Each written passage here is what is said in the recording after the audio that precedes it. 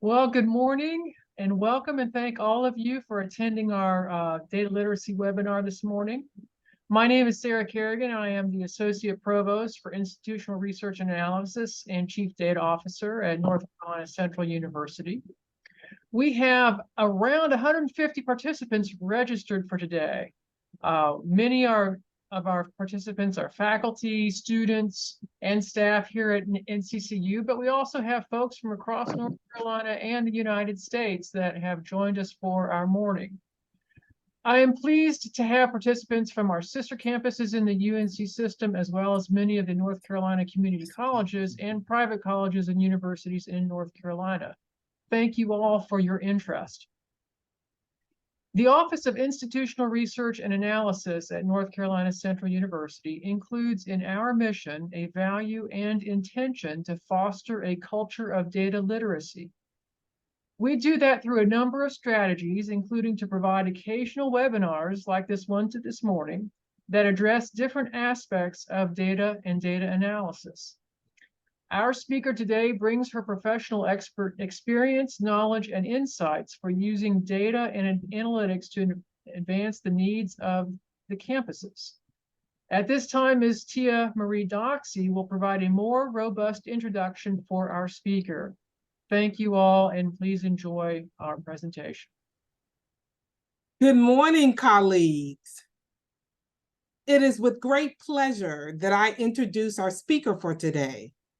Christian Collins has 25 years of higher education administration experience leading institutional effectiveness, research, decision support, equity, and strategic initiatives to enhance enrollment, progression, and student success efforts.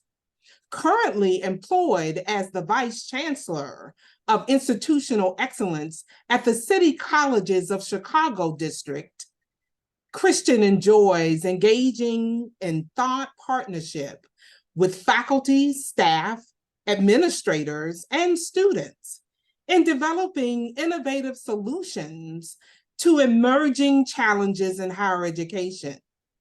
She also serves as a peer mentor for post-secondary education leaders in the Higher Learning Commission's Persistence and Completion Academy and the Student Success Academy. As learning and formal education are key drivers of long-term economic growth, she continuously challenges the status quo and suspends disbeliefs in solving social issues that will facilitate the advancement of underrepresented groups. Whether formal, informal, or self-directed, Christian exemplifies an enlightened life by engaging in continuous learning, as well as surrounding herself with inspirational leaders, pioneers who innovate transformational change. We had an opportunity to hear her presentation, and you are in for a treat. The next voice that you will hear is that of Christian Collins. All right, good morning, and thank you for that very riveting and lively read of the bio. So I'm very excited to join this group and to have been invited to speak to you all this morning. So I want to take advantage, give you the full benefit of time. So I am going to get started here. So a little bit before I jump in, so you can understand the lens by which that governs sort of how I think about things. So I'll start with the very just human, personal element before I jump into the professional. You got a really great overview. So I consider myself to be a creative, even though I have been in the profession of IR for the last 14 years, I am just a creative at heart. And so that spills over into every aspect of what it is that I do.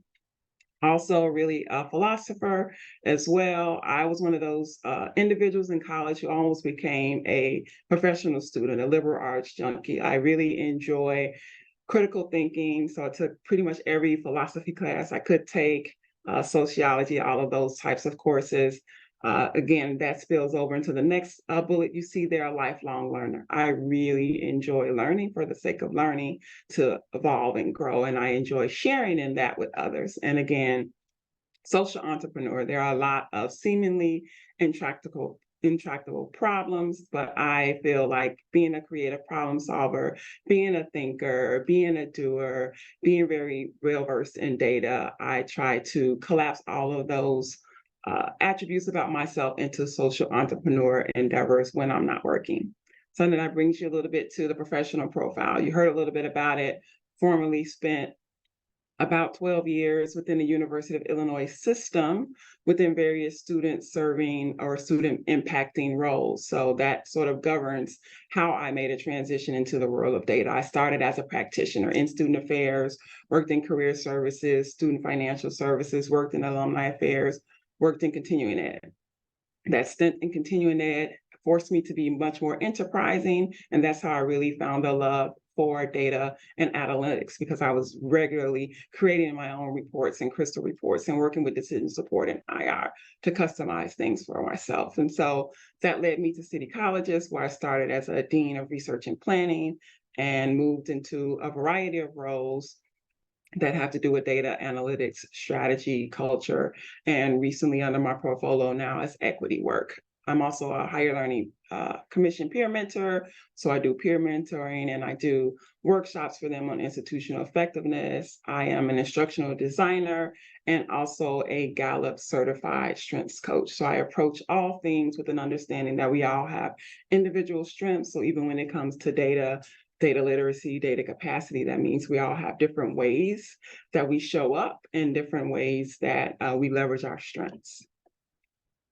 So to give you a little bit of an overview of what today's session is going to be like, starting with why. So I like to start with the reason of why we're approaching this topic. And so the first thing you see when I visit your website is this Eagle Promise, a very bold sort of vision and assertion of what it is you want to accomplish for students in your institution. And that type of bold vision requires the institution to have a culture that is continuously improving and really rooted in data. So with the why, we will transition to talk a little bit about the opportunity, what it is we can do about that, the what.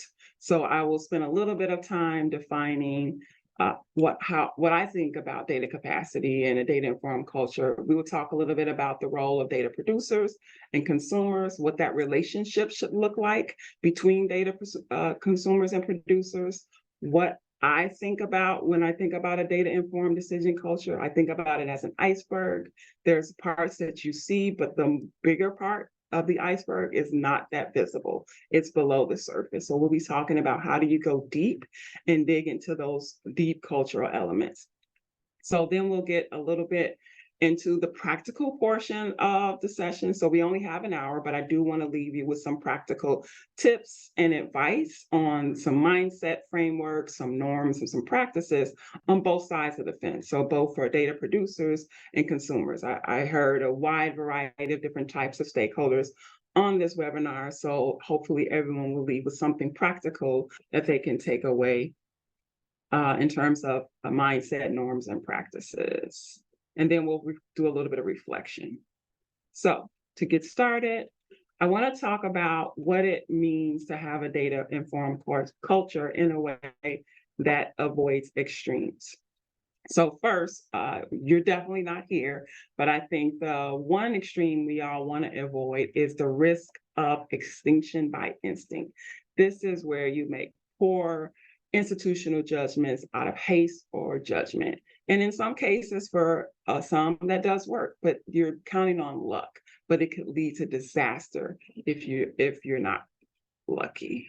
Then you have the other extreme. So there's a proliferation of terms related to data-driven, data-informed, data literacy. But there's an extreme on the other end there, which is risk of paralysis by analysis. And this is where you're situations where you're overanalyzing and causing a situation or the person in a situation to become paralyzed, where there's no decision ever made or no action ever taken. So decision avoidance is what crops up while you wait for a perfect solution.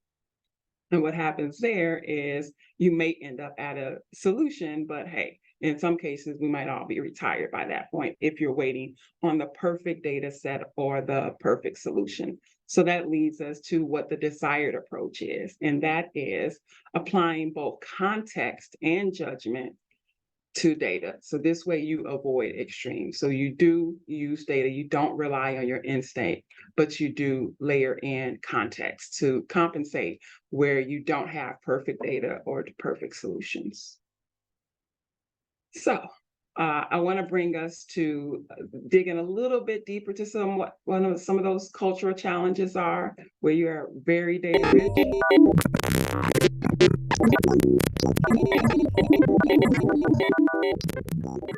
So what you're hearing there is probably not that loud, but a really uncomfortable sound. And that's what it could sound like in some cases. You have very data-rich cultures where you have those who are well-versed in data, but not everybody's going to share the same level of comfort or enthusiasm when it comes to numbers. And meaningful insight can get lost in a sea of data. And that causes people to be confused. So you can have lots of data, lots of information that you're sharing out, but what you get back is more of a chorus of confusion because people can't make sense of what am I supposed to do that? I'm sure there have been many situations where you receive some information and you're not quite sure what to do with it. So this is something that we want to mitigate. We also want to mitigate those insidious biases. Our biases are lurking and they're hiding, and you can't get rid of them completely. Our brains are not wired in a way where we can get rid of them. But as long as we become aware of them, we can mitigate some of those insidious biases. And what we end up with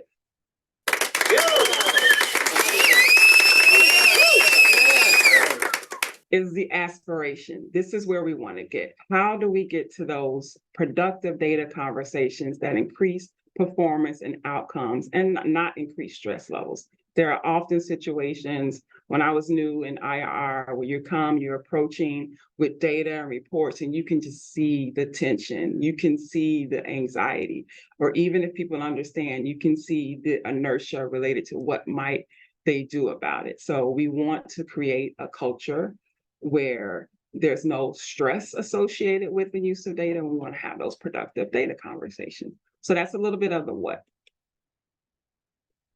or the why. So I want to talk a little bit about now the symbiotic human-centered nature of data-informed culture. Like what I've often heard associated when you hear data literacy, you think about very technical and very hard skills. And yes, this is an endeavor that involves hard skills. So we want to preserve that, but we also want to acknowledge that having data-informed culture is very human-centered. You have your data producers, so those are your data analysts, your IR professionals, data scientists. Those are the individuals who their job is to provide data assets. Then you have the data consumers. So those are all of the stakeholders, whether they're partners, faculty, staff, administrators, students who need data. So they have context. And so I usually use a Venn diagram, but I chose this visual with two hands because I want this to feel very human-centered. But if you think about a Venn diagram, think about where the two circles meet in the middle. That's the sweet spot where you have the data producers working in tandem with the data consumers. And I want to just be very clear, there are no absolutes. So when I say data producers, there are some instances where your individuals in the IR are actually a consumer of someone else's data. Maybe there's data that a consumer has in student affairs in which the data analyst needs to sort of understand, and they're an audience and recipient of that information. So there's no absolutes. There's usually a primary hat that you wear.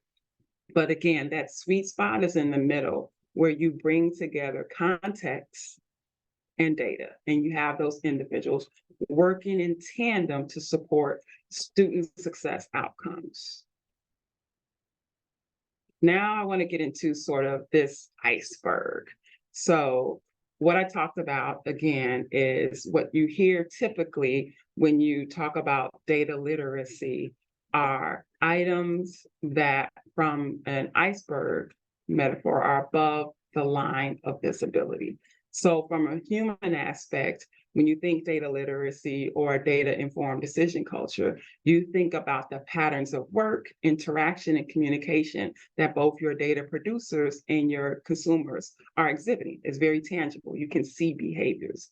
And then on the institutional infrastructure side, you think about the technology, the data tools that the producers use and the consumers use. But as you can see, the tip of the iceberg is a small portion of what it means to have a data-informed decision culture. That's the part that you can see. But there's so much work and investment that has to be done that is below the line of visibility. So if we start with people and then move on to environment, I like to start with mindset. So again, if you were to go to another institution, I see this often as well. You see individuals and you get inspired and you go to a conference and you say, oh, this institution is doing this or this peer is doing that. And you mirror or you're inspired by what you see that is really at that surface level. But there's some things that are behind or under the line of visibility that might be different in their context. So I like to start with vision. Like this institution has a really robust vision. So mindset. Is there a strong guiding force that provides clarity on the why and what driving all the strategic moves of the institution and the direction? And is that vision aligned to some sort of measurable objectives that will provide a clear path and direction for data analysis to support? So this is how you make sure with mindset first, do you have a really strong and compelling vision that has some aligned measurable objectives that will pave the way for you to have data-informed decision culture? Then mental models. What are the mindsets? Do you have individuals with a growth mindset?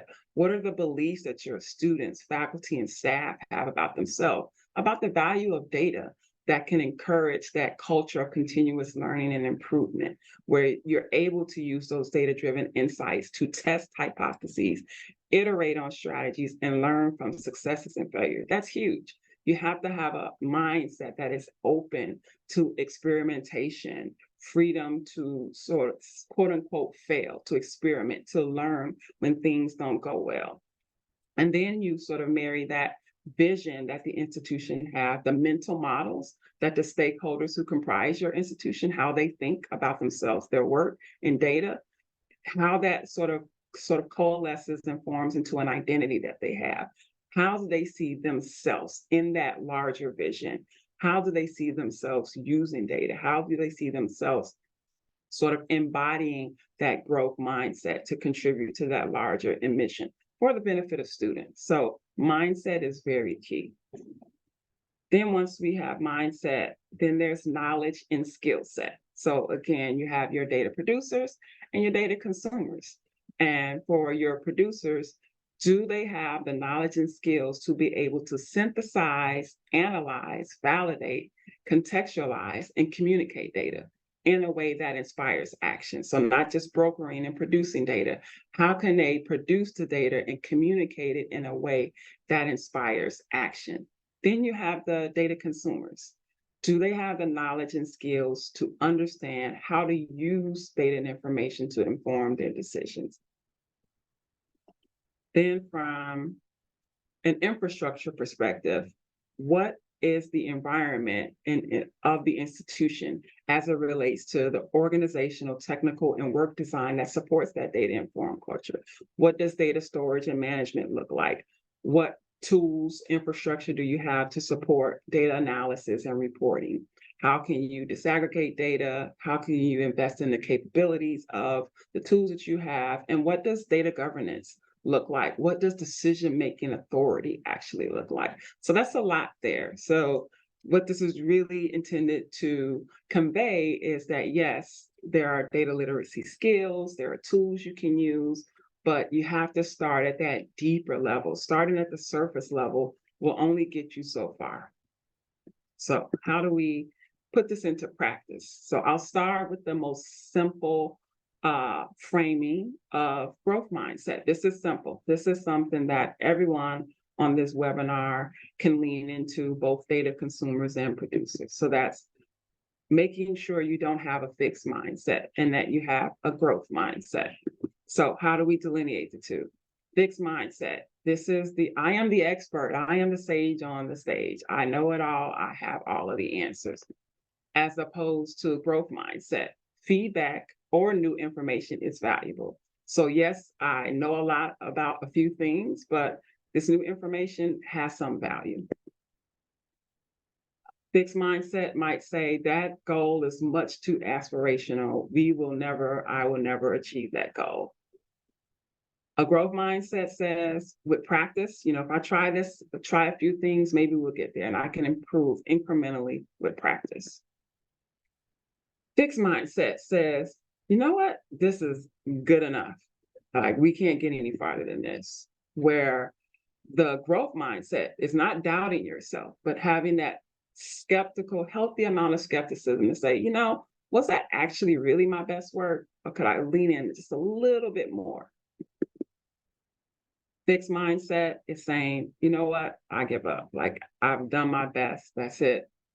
Obviously, conversely, growth mindset is I won't give up. So that's not saying blindly have allegiance to bad ideas, because sometimes you do have to course correct or you have to pivot, but you might say directionally, this is the right goal to have. This is the right aspiration. Me not giving up is saying maybe I need to pivot or I do something different.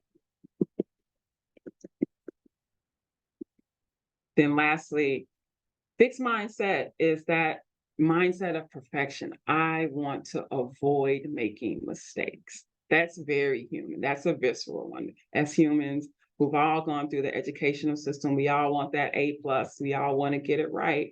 But leaning into the discomfort of making mistakes, because guess what? Mistakes help you learn. If any of you can think back to any subject that maybe you weren't that really great at school, or a hobby or something that you got into that maybe you weren't great at first, and how continuously trying and putting in effort helped you get to a better place. Those mistakes, those things that are not considered to be success, actually can be turned into a success or a win, because those mistakes can help you learn. So that's sort of a very base mindset. Again, going into different scenarios, when you think about data, if you're not aware that you have a fixed mindset, that's how you get into a space. You haven't primed the space for your mind to open and receive new information. So leaning into this growth mindset is something that both data consumers and producers can do. Now, this part is speaking to the data producers. So my fellow individuals on the webinar who are engaged in producing data for other individuals. So this is something that I made it up. But I think it's effective. I think it works. It's called a whole brain approach to data analysis, putting together data and information. Data producers must understand that data do not make decisions. That's what they have to understand. People do. So once you understand that, again, that leans into that concept earlier of this is a very human-centered endeavor. Yes, you want to have data at the forefront, but data don't make the decisions. People actually do.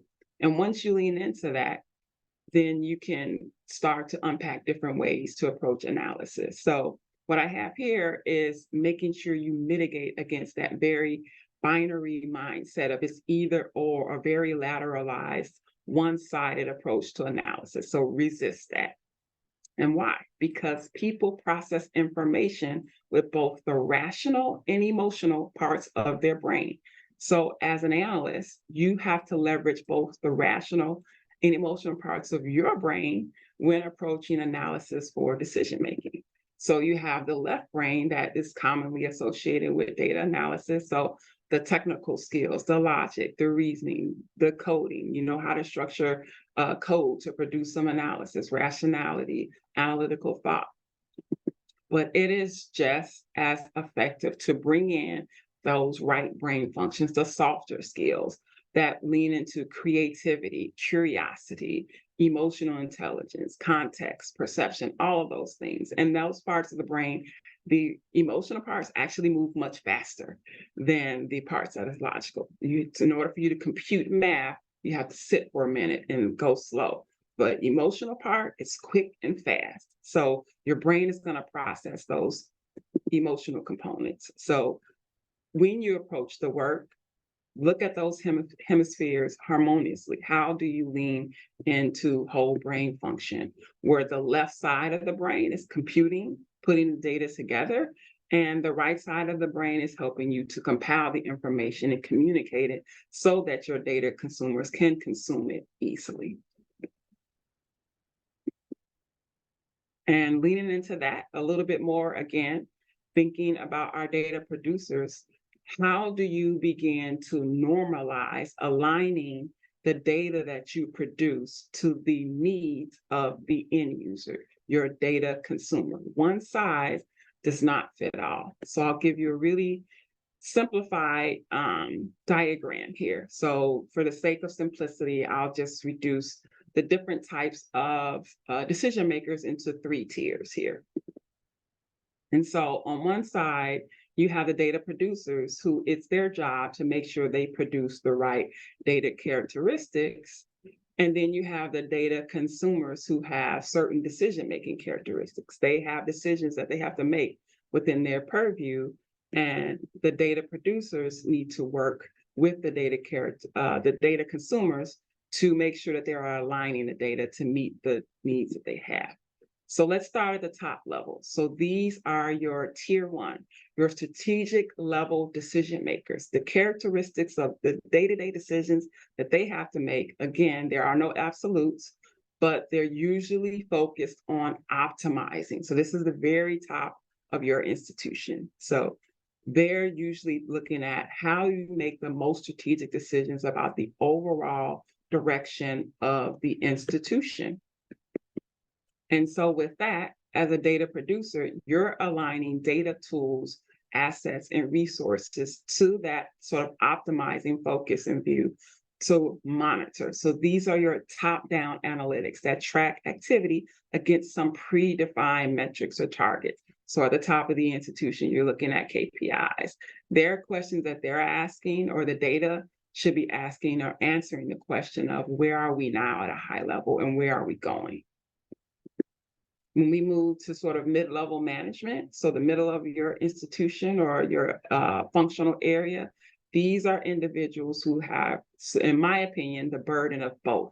So they're having to coordinate. So they're having to link the overall strategic goals at the very top of the institution to the day-to-day operations on the front line. So they're generally managing or a layer just above those who are closest to students and the day-to-day operations of the work. So they're coordinating back and forth.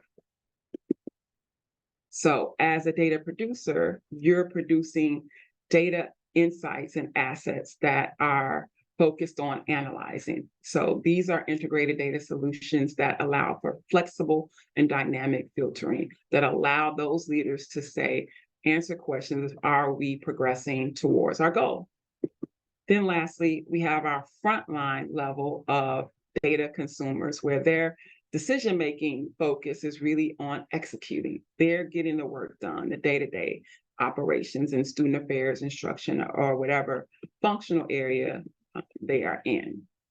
And so the data characteristics here are really more about bottom-up analytics that facilitate exploratory queries and drilling. So you might have some report about enrollment or admissions, or your admissions pipeline, where at the top of the institution, the chancellor or president wants to know what admissions yield rates are, or some other high level rate, to get a sense of how they are comparing. Where those on the bottom, they wanted to be able to see, okay, there are so many students that applied. I need to see the names and information of those individuals. So you need to be able to tie analytics based or data based on the decision-making characteristics.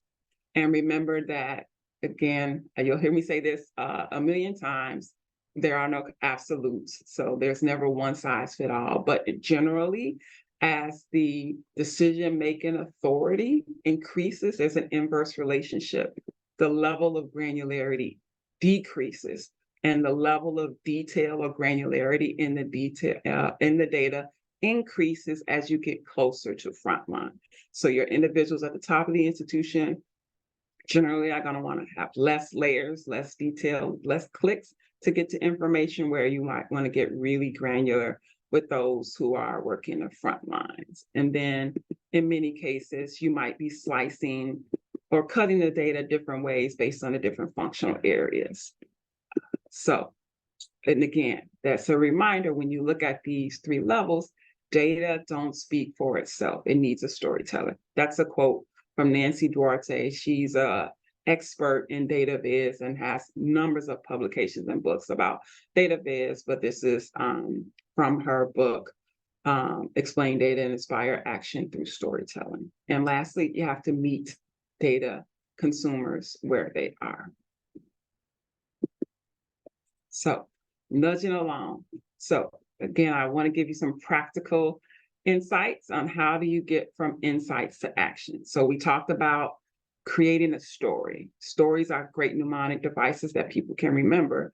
So, you're not sharing data, you're creating a data story. And that data story should focus on what the data are saying and what should be done about it. So, the two simple steps here: simplify. The brain can only process so much information at one time.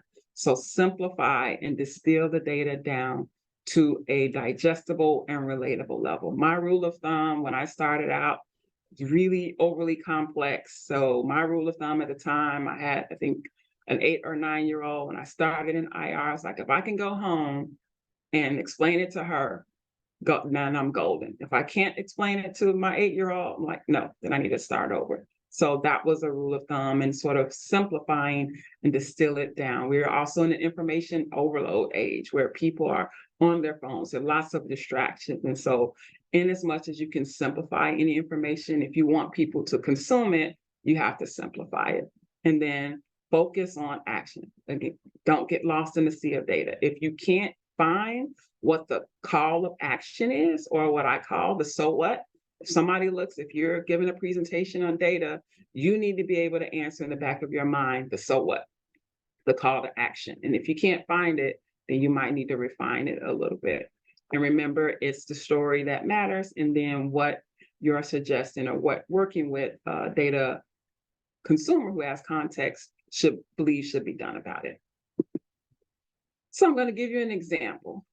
So those are a lot of concepts and frameworks. I want to give you, walk you into hypothesis-driven action. So this is a framework that I use to sort of minimize inertia or anxiety around data-informed planning. So this is where we use data to test and ultimately prove an idea or proposed plan of action. So you start with a hypothesis, and it's data informed, where you basically say it's 3 simple steps. 1, my hypothesis is we believe that, and you have your hypothesis.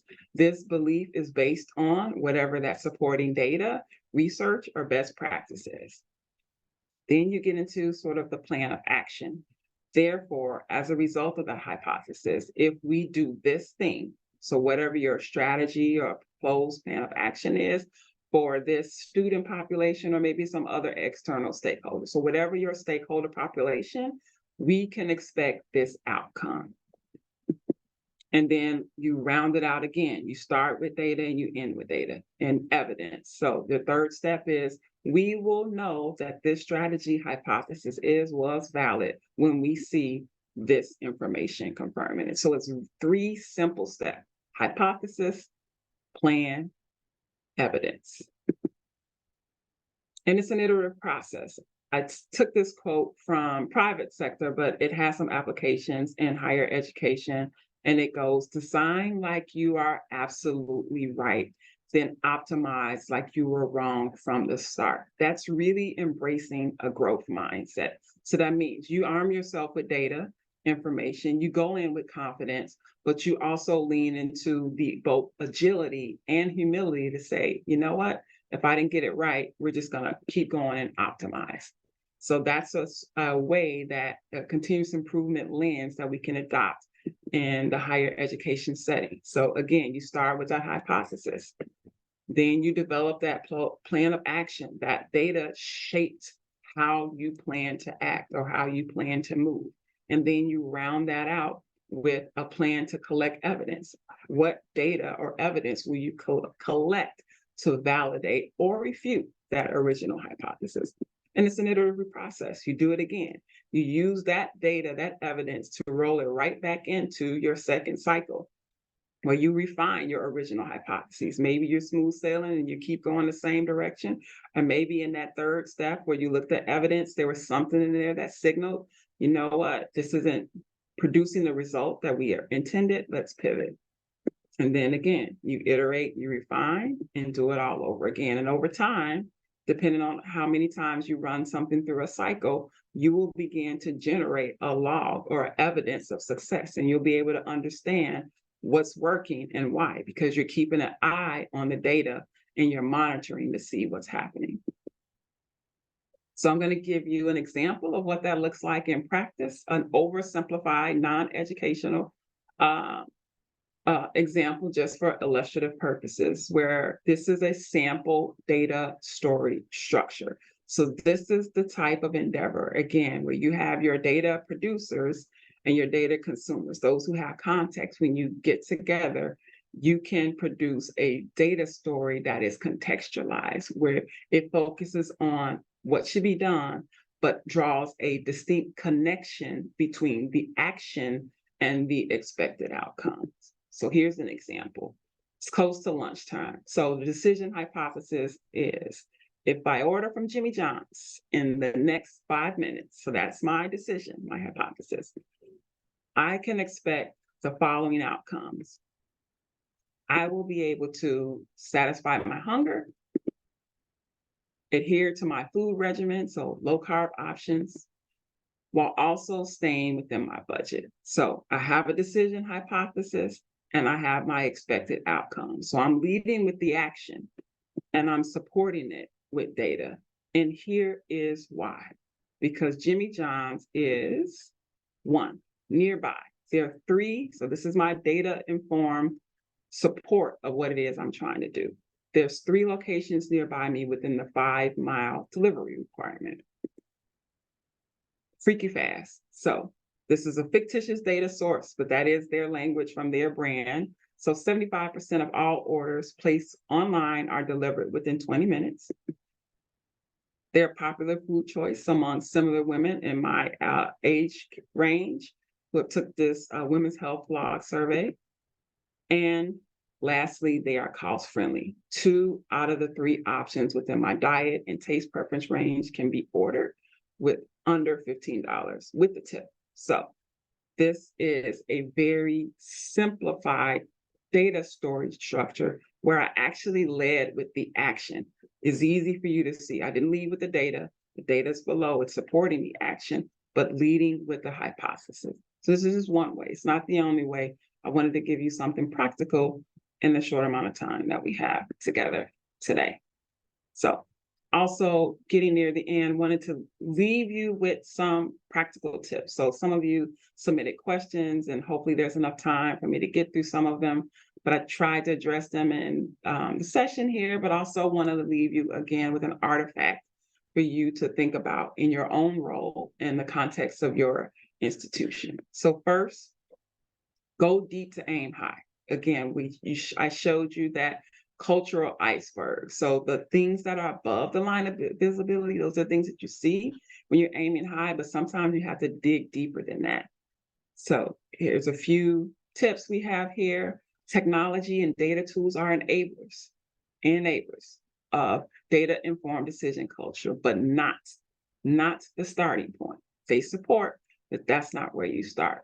Consistent incremental steps to cultivating data-informed culture are focused on people, and they can accumulate over time and grow to have a huge impact.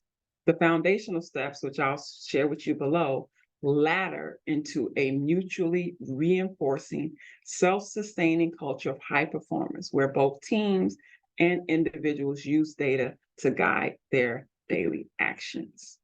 So we talked about that cultural iceberg. So starting with mindset and identity. Are you consistently in communicating a vision of success aligned to data? That can be aligned to data or some measurable outcome. And I have some tips here on how leaders and others can be that engine that powers others to perform in a way that aligns with the data-informed decision culture. So that's something to consider. Then for producers and consumers, there's different institutions I heard earlier represented here. When you think about the data producers, is your institution bolstering the ability to produce information for decision makers by investing in data producers? So I'd be remiss if I didn't sit here from IR and talk about the investments that's needed. Many times you have small offices where one person has a responsibility of sharing and producing data for a wide variety of stakeholders. So just consider how you can augment that capacity. And then are you investing or integrating data literacy skills into daily work routines?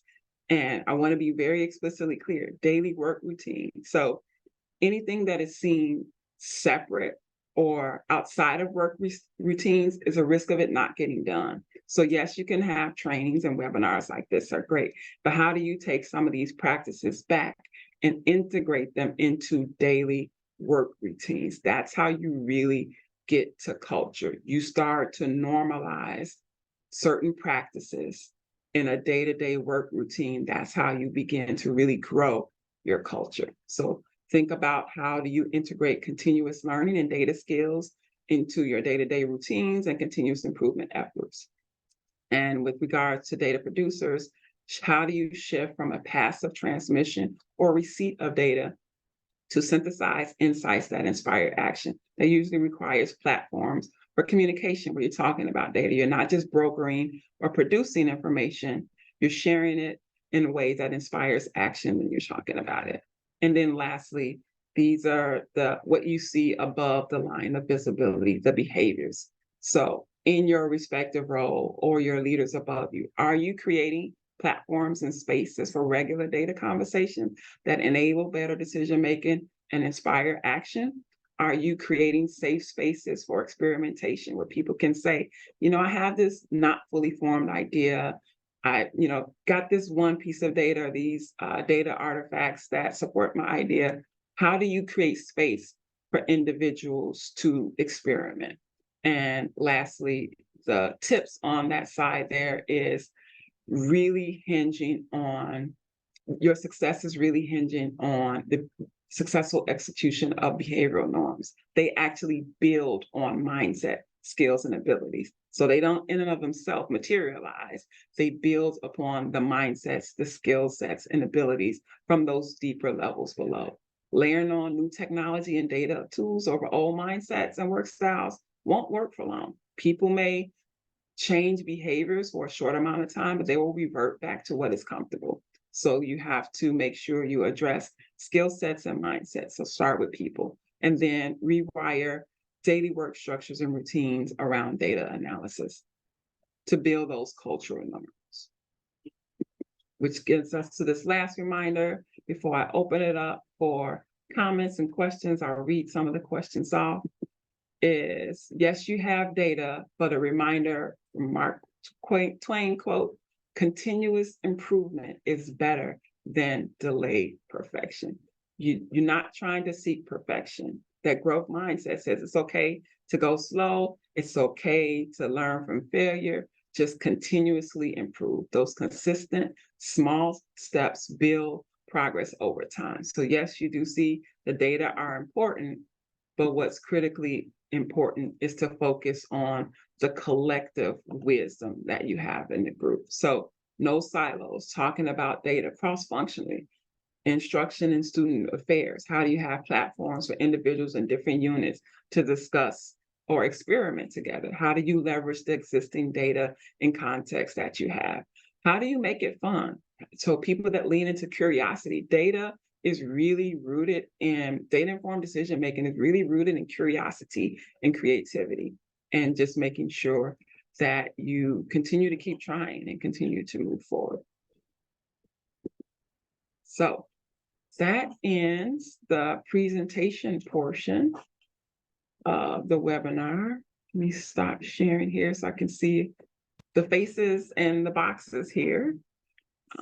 So I don't know, for the next part, Dr. Kerrigan or Tia, how do you want to Yes. facilitate the questions? So we want to open it up for questions, but I just want to remind people we do have the reaction button at the bottom of your screen. You can use the raise hand tool to allow for you to be able to ask questions. And we welcome you to unmute or put your questions in the chat.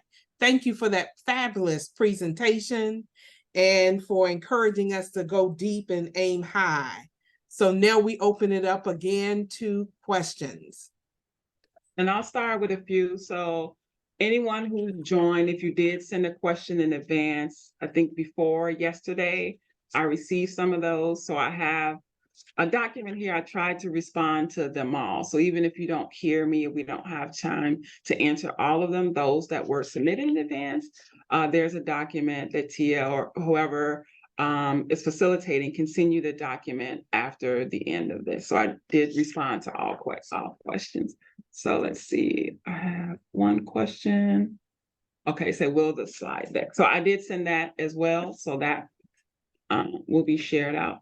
The goal here again was to give you some really simple practical tools. So I hope this met that mark, that you got something that there was value out of, but hopefully those frameworks and tools were really simple. So I can start with some of the questions that were sent in advance. So one of the first questions that came in is, what are the most common obstacles to establishing data-informed decision culture? And my unsatisfying answer to most things is, it depends.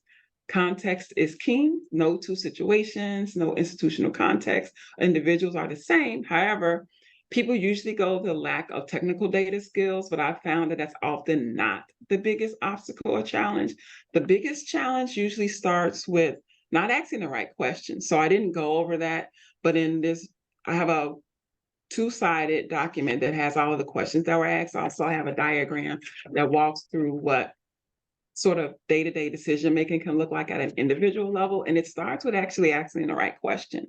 I find that often that people don't practice asking the right questions or leaning into having a healthy amount of skepticism to ask questions. So that's one. And engaging just in data-driven problem solving, just having those conversations and creating that space for people to feel comfortable with, maybe I don't have a fully formed answer, or I'm not quite sure what the data are saying, or how do I apply this to this problem context. Those, in my experience, have been some of the biggest challenges. Okay, let's see. I'm gonna see if I can respond to another question here. In the chat. Okay, no more there, so I'll just keep going from the list.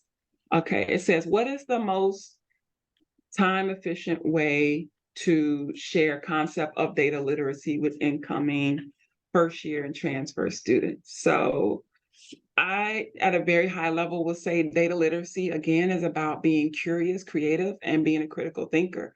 So if you can structure activities that lean into making it fun. The human brain is not wired to pay attention to things that are boring, especially if you're thinking about young individuals starting out in their academic career. So things like data scavenger hunts. So what makes it time effective is it's fun. So it's really simple to put together, and the likelihood that the students will resonate with it and remember it, it sticks with you easier. So again, brain rules. If it's fun, people will pay attention to it. So I've done data scavenger hunts, the fact-finding debates, make it fun. I've had students pair them up to record each other to do qualitative ethnographies. I've done even just training students on how to do focus groups, and found fun ways to do that. So I think that's one. And if you know anything about the students, so if you have some sort of connection with them and know what their academic, personal, or other interests are, tie the data exploration to that. Okay. Keep going here. So methodologies, suggestions for maintaining continuous engagement with senior leaders, faculty, and others. So here, a general rule of advice is just lead with positive intent. I think making your intent explicit is very critical no matter what type of stakeholder. If people, you run the risk of people making the assumption that you're using data punitively as a stick, as a ruler. And so if you lead with that human-centered to positive intent, this is about learning, this is about growth, like starting from that place, again, primes the space so that there is not resistance because they fear that the data are going to be used punitively. So leveraging the combination of hard and soft skills to analyze and communicate data in a way that will maximize agency. So people feel empowered. They don't feel punished. They feel empowered with the data and minimize anxiety. Yeah, I talked about this a little bit, just understanding the human and emotional aspects of dealing with different types of stakeholder. The rational brain can only handle so much information and stress. If you think about all the choices we have to make in this world of information overload, the simpler you can make a choice easier for someone if you're sharing data and information in a way where the sort of bridge or gap to the decision that they need to make is short, that makes it easier. You have to make a decision about what to eat today, what color tie to wear, what color shoes, all of these things. You have so many decisions in this age of information you have to make. So in as much as you can shorten that bridge between here's this data I have, here's what I need you to do about it. And that will go over well. Okay, so I had another question. How do you measure whether a culture of Kaizen or data-informed decision-making is itself increasing? So I made the assumption this is about how do you make sure your data-informed culture is continuously improving. So I just say, just really commit to that ongoing monitoring, have as many real-time feedback loops. So you can ask people, but you're going to get, there's limits to any type of data, but have real-time feedback loops where you can ask people, do you understand this data that was shared with you? Do you know what to do with it? What did you do with it? So things like that, just commit to that ongoing culture of monitoring and monitoring the maturity, the ways in which you ask. You have to lean into their culture. How you can ask, so if you have a very structured office where you don't have things like scavenger hunts or make things fun, trying to even make things fun can be weird and feel like a strong hard left or a pivot. So just understand the culture and nature of your audience and work within that to commit to a culture of having just that feedback and observation, asking people. You'd be surprised the information you get if you just ask. People will ask you, will respond. Okay. How should organizations structure meetings to create a culture for improvement? A few quick tips. Make the expectations of data-driven behavioral norms and meetings explicit. One thing I like to do is flip meetings. So I ask people to do work in advance of meeting. That means if you're facilitating a meeting, there's more work for you up front, but that means you best spend your time in meetings getting work done and having value in the meeting. So if data are a part of a conversation that I need to have in meeting, my flip meeting norms will be, here's the meeting agenda for this meeting that is hopefully more than 3 or 4 days out. So you give people a chance to prep. Say, here's the expectation, review this data, come with questions. You don't have to have fully formed answers, but it's the expectation that you come to this meeting having reviewed the data, and we will spend our high value time in this meeting together discussing, formulating ideas, formulating hypotheses and plans of actions. Simple things could be group meeting norms, whether if you're doing in person, you have paper agendas, if you have Microsoft Teams or other spaces where you have things where people see routinely, add it to the top of your team norms, add it to the top of agenda, have something around growth mindset. I do rules of engagement or things of that nature, or touch notes, or whatever language you want to use to say, here are the norms or the expectations of this group, of this meeting as it relates to data or growth mindset. So those are a few. I want to pause because I'm reading from the list and I'm checking the chat. I don't see more questions. Okay, yep, so I'll keep going. So what are some best approaches to getting seasoned academicians to understand the importance of data-driven decision making? So depending on the context of what it is you're trying to accomplish, just find if there's a problem in number or dearth of individuals who understand the importance of data-driven decision making. I'd say find the one or two willing, have a conversation with them, get to understand their context. The more that you can make data and data conversations and presentations relevant, if people can understand how it relates to them, the so what for them, or if it's solving a problem for them, they're more likely to listen with open ears and be receptive to the information. So if that's a challenge, find one or two willing to have a conversation with you and have that human-centered exchange where you understand their context, understand their pain points, understand their challenges. And if you're an analyst, and you can use that information to say, I have this piece of information or these sources of information that could potentially tell you the why to some pain or some challenge that you're having, or an actual solution. So I'd say that's one. Let's see. The question just said continuous improvement in a small office with limited resources. So I guess that was asking, what do I do if I have a small office with limited resources? I say think big, start small, scale and grow fast as you learn about what works. More is not always better. And I've heard the term less is more, but I have a strike through on a document. It's not necessarily less is more. Concise is more.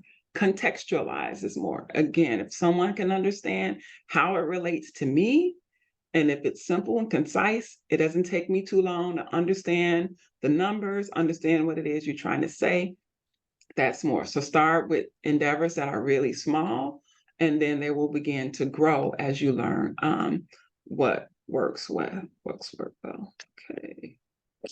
Let's see. Okay, would love to hear about your most frequently used dashboards at your institution and what data points they address. So equity and student outcomes is our North Star right now. So we have a ton of both prescriptive, descriptive analytics and other tools to monitor. So we have data tools to say, here is a baseline. And then we have other tools to help us track progress towards our goals. So I would say we're getting a lot of usage on those tools. Again, that vision. So the vision of our chancellor, our leader, has permeated across the institution. You can't talk to someone who doesn't know what our North Star is. And so because that investment in socializing the larger vision has been invested across this institution, everybody knows that's a priority. So that makes it easier, primes the space for individuals to go to these tools.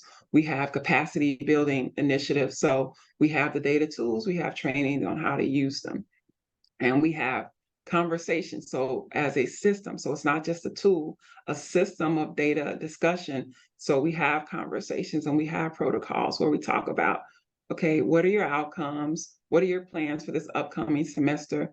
What do you think those plans will yield in terms of impact and why? That gets people into conversations or spaces where we're helping them to identify what it is they're doing day to day and how that yields some sort of impact or outcome. So that's one as well. And I think you have another one. This will be the last one. Oh, okay, good. All right. Sorry, I'm not paying attention to the time. So yeah, so the document is here. So if anybody don't feel like you have to feverishly take notes, the document will be shared. And what's the last question? And that is that whatever last question you wanted to look at. Oh, okay. Okay. All right. Okay. The last one was really simple. It's asks, can experts in knowledge management enhance data-based decision making? So I just say yes. Knowledge management efforts increase collaboration and utility of tools. So if you're in a position where you have some sort of knowledge management effort, that is a great way to document and produce data artifacts, training, capacity building materials that will support the proliferation of a data-informed decision culture. So thank you. I see the comments in the chat. So I am excited to have shared with you and hope that you got something out of this. I'm going to turn it to Tia. All right. Once again, thank you for that fabulous presentation. We have put in the chat a link to our evaluation and hope that you will join us in providing feedback and join us again when we offer other sessions. We will make sure we'll share the PowerPoint presentation and a recording of the session. Thank you, and I hope everyone have a fabulous day.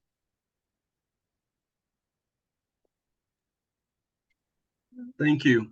And I just wanted to say, I didn't have any questions, but I did appreciate the presentation. I'm looking forward to reading through it again and using that in my work every day. Thank you. All right. Thank you, Mr. Prater. Dex, or whatever. I don't know what's your preferred name, but thank you. All right.